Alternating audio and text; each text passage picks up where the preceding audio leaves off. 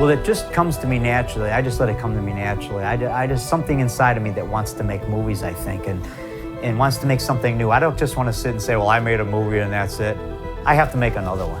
And I have to make another one. I'm not just gonna quit and say, well, nobody likes my movie, so I quit. Nobody gave me a good review for me. Well, I got bad reviews too. And that's all I got was bad reviews. People saying my movie sucked. Don't buy this movie, it sucks.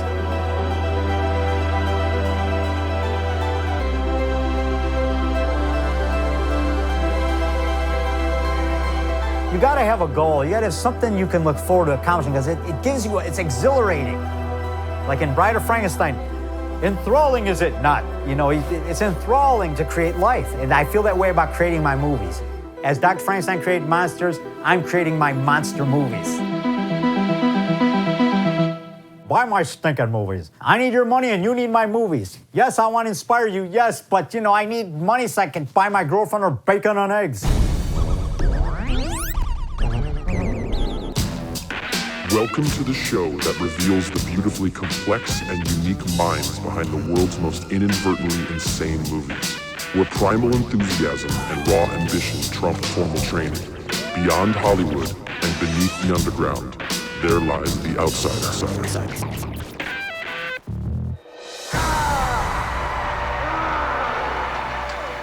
It appears to me that we're dealing with a vampire. Vampire? This is not an alien, this is a vampire, man. In the year 2000, while traveling to Chicago, a friend of mine brought a VHS tape over to a party. On it, there was footage of a middle-aged man incredibly enthusiastically running around graveyards in his own backyard dressed as monsters. Nosferatu went to fly to Pennsylvania. That man was David "The Rock" Nelson, a local filmmaker who spent decades plumbing the art of horror films made on a camcorder. I've been a fan of his work for the past 16 years. In that time, I've collected every single one of his movies via direct mail order from The Rock himself.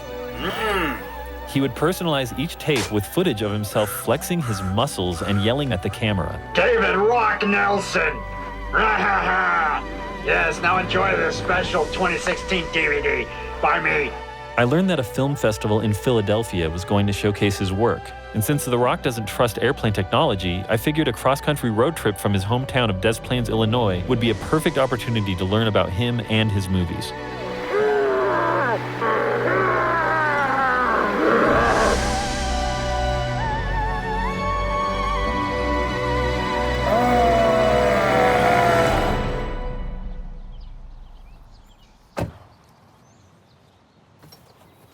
Hey, how's it going, Rock. man? Hey, ho. Yeah, there's Zach. How's it going, man? Good, how are you? Yeah, here's my devil hand. Oh, gotcha. Oh, yeah. Now I'm gonna get you guys with my ant. Oh, missed. Wait. How you been? Let me do another take of that. Here, get my ant. Back. Yeah, this is the parlor of the haunted house of Nelson. And then this is the kitchen here. And that's where I nuke my food when I'm staying up late night watching monster movies. This is our basement of bloody horror. And then here is my overhead Frankenstein mask, you know. And right here is my fish monster mask. You said I couldn't turn myself into a fish man, but I proved to you that I can. I did turn myself into a fish man. Here's the wig that Roxella wears. Detective Rock, you got a phone call. Here's your Java, Detective Rock. Thank you, Roxella. Good, good, good. Where did your love of these monster movies start? It's good Java, yeah. It started at age 4 with having to sell me Frankenstein. And I fell in love with, you know, Frankenstein, the Wolf Man. I started drawing pictures of him. When you were tiny, like kindergarten age? Yeah, and then this stuff started coming on after school at 3:30. After school, we'd come home and they'd have Roger Corman's movies that conquered the world with the flying bat creatures. That's my favorite Roger Corman movie. And Robot Monster, the gorilla with a space helmet on. You are a human. I will rid this Earth planet of humans. And then show us where you duplicate your movies. Okay, well, I got it set up in here now. Don't bump anything. I promise. Because it's making a copy right now. This October 23rd will be 25 stinking years that I've been making these movies. Cranking them out left and right. There's no stopping The Rock. Also, I was given the name The Rock by my boxing coach, Greg Oziazomic, who says, call yourself The Rock.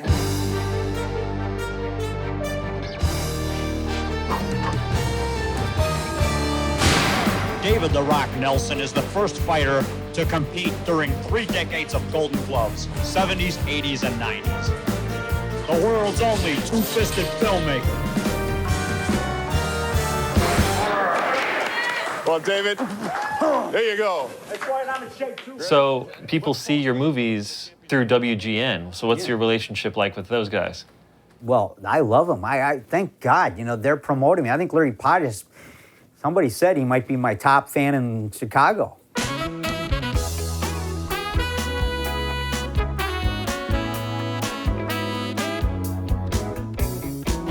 David Rock Nelson has created such horror flicks as Mummy AD 1993, Son of Werewolf, and Dracula from Space. Thanks for joining us, David. Good morning. Yeah. What do your critics say? Oh, You they said- call it excretion, junk, garbage, swear words, blankety blank. See, the critics tear you down, but I'm at least trying my best. So what anybody thinks? I'm gonna do what I gotta do. All right, lead us in. They all looked at me like I was crazy when I first did this, but people love it. And over the years, David would send me, some funny clips of the rubber ant or whatever, and then all of a sudden he would be eating a tuna fish sandwich for 20 minutes. And so, you know what? That makes it really unpredictable, and you don't know what the heck's coming next. Gotta get my nutrition. Baby food.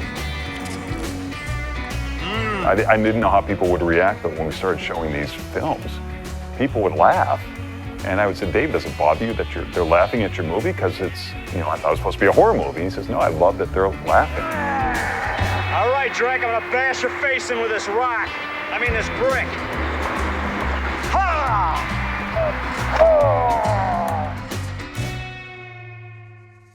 I wanted to break this in half. Well, no. No one's gonna eat it if you break it in half.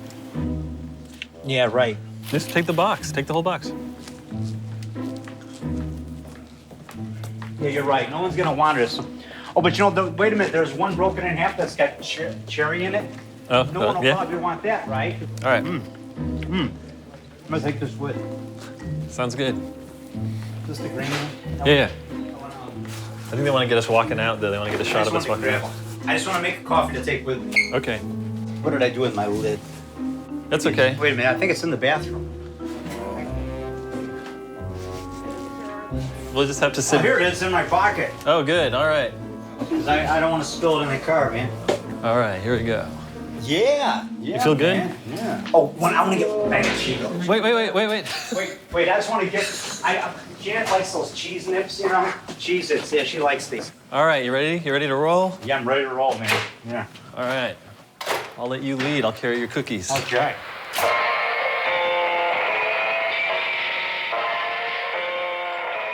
So you met Janet while you were really deep into making your movies. Like you had gotten really into filmmaking, right? Yeah. I think it was like the day after I met her, I put her in Mummy 1993. And I actually prayed to God, I need a leading lady to be in this movie. I need a woman in this movie because I only have my buddies in it. I need a woman. That's a mummy. Rock and Janet have had an on and off relationship over the last couple decades. Before heading out on the road to Philadelphia, we wanted to meet her and find out what it's like being the lead actress in Rock's movies. I'll hide behind the garbage can when You're gonna do what? we're gonna sneak up behind her. Like I always like to sneak up on her, but she likes it. So give us the breakdown. What's gonna happen here? Okay, I'm gonna hide over there behind the garbage can or behind the poster or something. I'll hide down and there it is. Okay, let's go. Go, quick. Okay, we're gonna surprise Janet. Okay.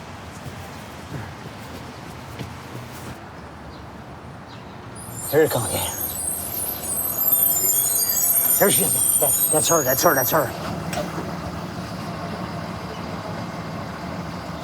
Yeah. Did you get it? You got it? She got her? Oh, I dropped one of my flyers there. Yeah, that's your Miss Werewolf flyer. See? Yeah. Oh, yeah. Oh, okay. Is that the type of thing? Does he like to surprise you a lot? Well, he doesn't always throw the hand at me, but he likes to surprise me, yeah. Is that just in his nature? Yeah. I like positive, cheerful people because it makes me feel that I get positive. I bet people think we're nuts around here. That's right. It's fun to be different. And how did you first meet David Nelson? We met at a Jewel in Park Ridge, We were in line, and he showed me a magic trick, Yeah, I'll put it through my washing machine, see? and the rest is all history. This werewolf smelled her prey when suddenly she spotted this killer cat. Can you tell us some of the different types of characters that you've played in the films? Yeah, well, from what I remember, I was a witch. I was a female werewolf. I was a vampire woman. What would you like to see happen for him as a filmmaker? I just hope that it makes him happy, you know. That's the main point, that's the main Right. objective? Yeah. That was perfect. That was perfect, man. On the third take. Cut. You happy? I love you. Me too.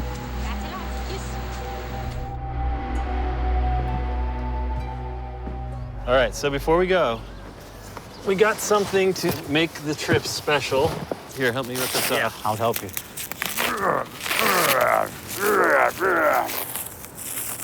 Oh, cool.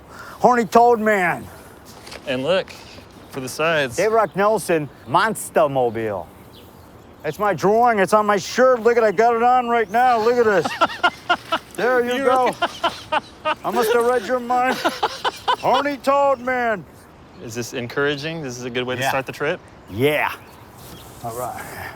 And we can stop at the truck stops in a way and get our bacon and eggs, and I can stop for Java, and we can have a good time going down to the film festival.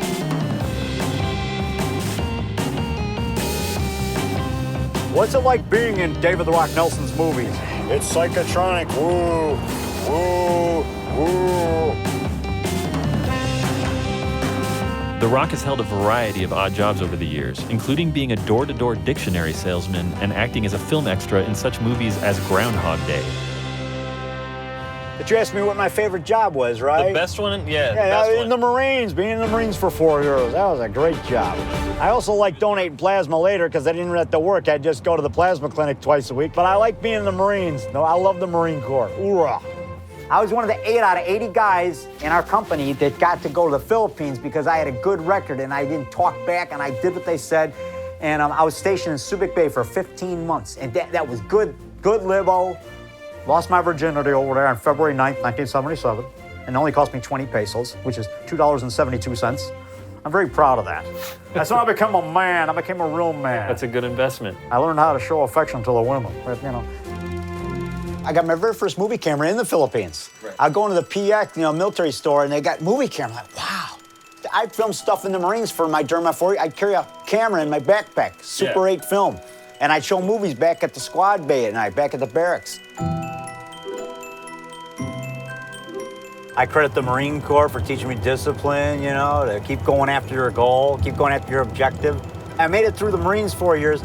I figured if I could do that, I can really do anything.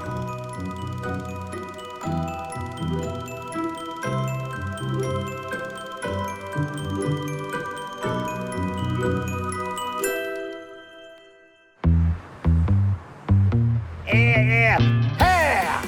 Here we're going, what, the Allegheny River? What's this? Oh man, that is cool. It's like where they filmed Planet of the Apes. It looks like it. I won't spoil the Planet of the Apes, but at the end of the movie, you find out where they're at. But I'm not gonna say it because some people haven't seen it. From the moment we left his home and for the next several hours, The Rock relentlessly told us anything and everything that entered his mind. Once we crossed state lines, we stopped for lunch in Indiana. Dip my in-ring in that snack down. Oh yeah. So tell us about The Gotta Rock. put my sugar in it. Wait, I gotta put my sugar in it. Get my carbs, get my sugar, get my energy. Yeah. I was trying to get his attention. Bubble, toil and trouble. Okay, gotta stir. Sorry, man, I'm embarrassing. I just wanted to. I'm filming myself eating. Oh, look at that sandwich. That looks great. Wait, hold on a sec. I just want to get you. Okay. What kind of sandwich is that? Hamburger? Oh, man. This has got cheese on it. It looks does. good, man. Oh, man, that looks good. Like that bacon and cheese on there. Okay. We finally made it to our midway point in Akron, Ohio, where we rested before another full day with The Rock. Who goes there? Oh. Yo! Hey, Zach. Hey. Yeah. Got you my gun. Look at you. My next movie. Yeah. So, and just generally speaking, since we are a little bit short on time, we're getting ready to go back on the road. Yeah. generally, it'd be good for us to try to keep things, as Focused like a laser. Can you tell us? Peanut butter in my pocket. Sorry, go ahead. Yes, sir.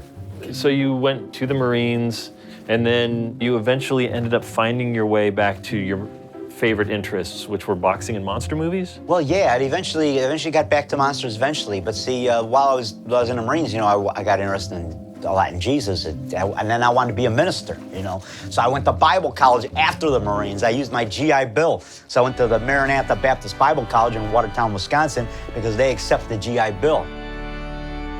They didn't want me going to the movies. They didn't want us going to the theater because that same money you spend on a G-rated movie might be used for an R-rated movie the next week. Right, and then they might show nudity and have swearing or God's name in vain. But my brother Phil, God bless him, my younger brother. Oh my God, it's Frankenstein! He took me to see Terminator at midnight. When we started watching that, I saw what I was missing. I said, oh, wow, this is cool. This is like far out, surreal, But you still have a lot of faith, and you still are a very religious person. But you ended up deciding that you wanted the freedom to pursue your interests. Is that correct? Yeah, well, I guess something just snapped, and I just kept feeding my imagination. I just kept watching more and more movies. And I wasn't planning on making monster movies, but after Bible college, after my 5 years there, while I was at work one day, I was selling dictionaries door to door. That's what I did for 4 years. And we drive past the forest preserve, and it had all the spooky-looking trees, And I thought, that'd be good for a movie. That'd be good for Frankenstein. I told my boss, that'd be good for a Frankenstein movie. Have Frankenstein walking through the forest, That's when I started thinking, man, I got to start making movies. But I just didn't feel like taking my late brother Keith's camera, because his video camera was sitting around the house. My late brother Keith died in 1990. So after he died, I picked it up and I started trying to figure out how to use it. And I decided, well, I'll put this thing to use instead of it sitting around and collecting dust, right? And October 23rd, 1991, I started filming my first movie. Frankenstein versus Sodom Insane. Now I am ready to fight the monster. I will beat him up.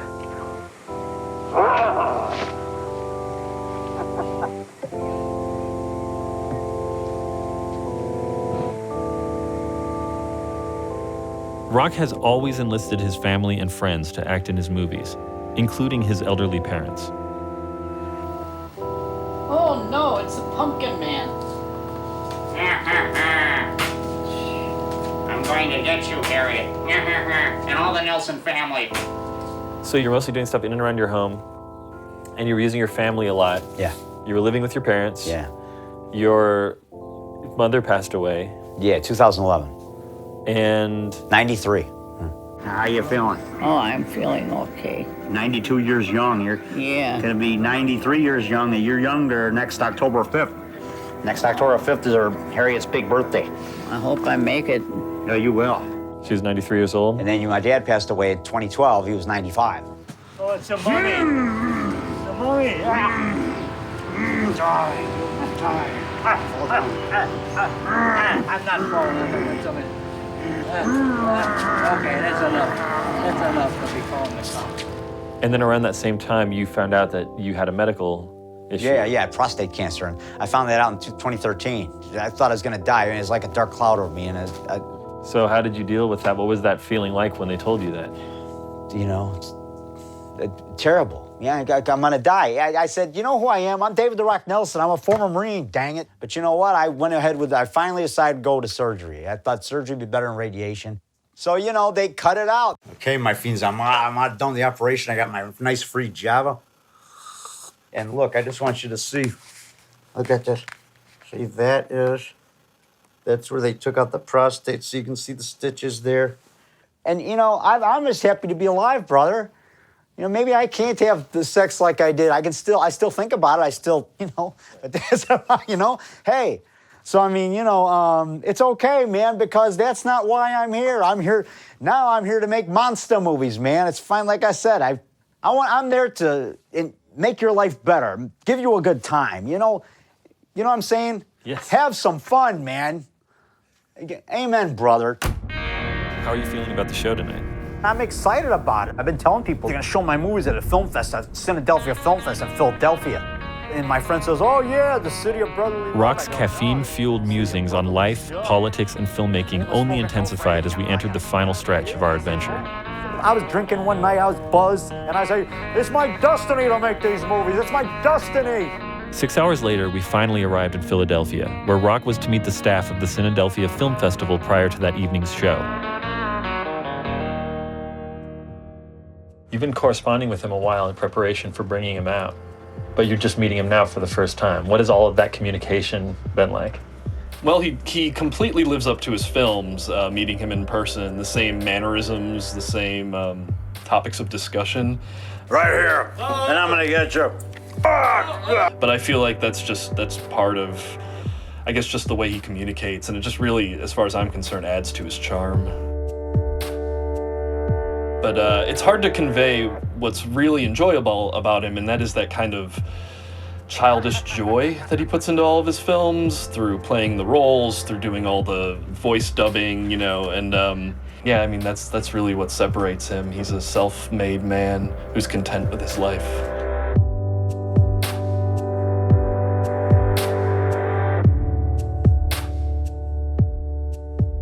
So if people think I'm crazy, big deal.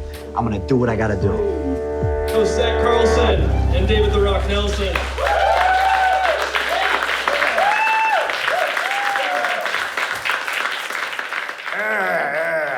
Yeah. Look, I still got it. Look. 59 years old, David the Rock Nelson.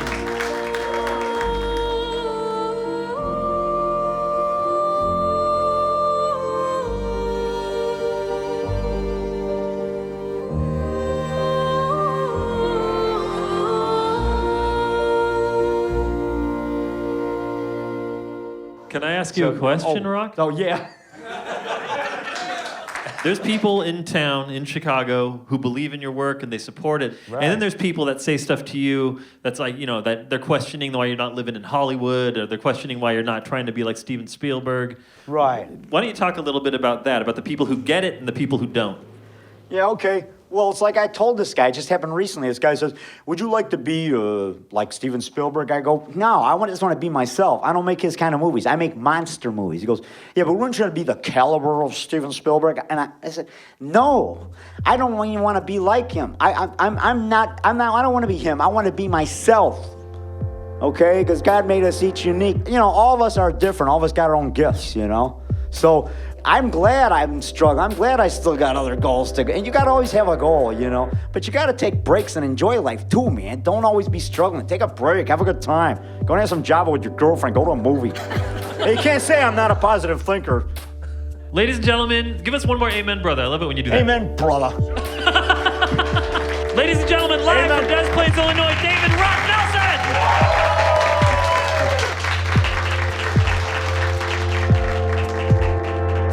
So, what'd you think? Did I do good? Yeah, you did great. All right. So do you feel personally fulfilled that the people came, they had a good time? Like, how do you feel about the show? I feel great, man. I'm glad they had a good time, man. The long trip was worth it, just to be here, and I made all those people happy. So you get a couple fans, that's still fans. It might not be a gigantic group. I may not be Spielberg, but I'm still happy. I'm happy with a small crowd. To me, that's a big crowd. A lot more people came than I thought. I feel effing good. I'll deep that out. No, all right. Well, here, give me a hug. It's been great to hang out with you all week. Yeah, I'll give you a hug, yeah. All right. Yeah. A couple years ago, when I was feeling frustrated with the world, I made a list of people who I really respect because they stayed devoted to their own ideas of what matters, and they made entertainment that, to me, counts. And there's a lot of big names on there, but also on that list, among these very successful, rich entertainers, was David the Rock Nelson. And I do believe that he is one of those people who stayed completely true to his ideals and his beliefs and his entertainment. So I'm glad we did this. As exhausted as I am, it was worth it. All right. Hope you enjoyed the movie. I hope you really enjoyed it, had a good time. I want you to know this movie was a big joke. It was a hoax, it was a joke. It was meant to be stupid. You think this movie's stupid? You're right. Because those are the only kind of movies I know how to make. And those are the only kind of movies that are good. Here, give me that gun. Give me that gun. Yeah, if you don't think it's a good movie, if you don't think it's stupid, I'm gonna be mad. Yeah, nice throw.